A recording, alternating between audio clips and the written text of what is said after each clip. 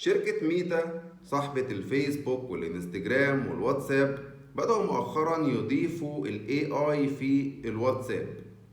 ومش دي المشكلة ان الدنيا اتقلبت لما بدأت الناس تسأل ال AI أسئلة دينية.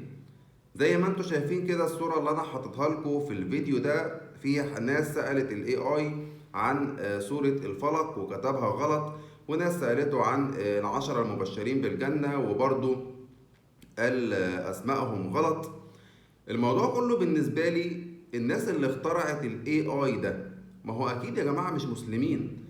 احنا مرجعيتنا كإسلاميين أو حتى كمسيحيين ولا أي حد بأي ديانة في مصر، انت مرجعيتك الكتاب القدسي بتاعك والكتاب الديني. انت عايز تسأل في احاديث، عايز تسأل في قرآن، عايز تسأل في اي حاجة دينية، ما انت هترجع للكتب الدينية. انت خلاص سبت الدنيا كلها وجاي تمسك في الاي اي.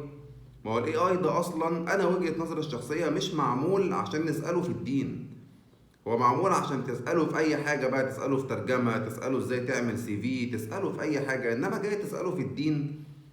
وعن تجربة شخصية، أنا لما سألت ال AI عن سورة الإخلاص جابها لي. ده يمكن في ناس هتشوف الفيديو ده مش عارفين سورة الإخلاص اللي هي قل هو الله أحد يا معلم.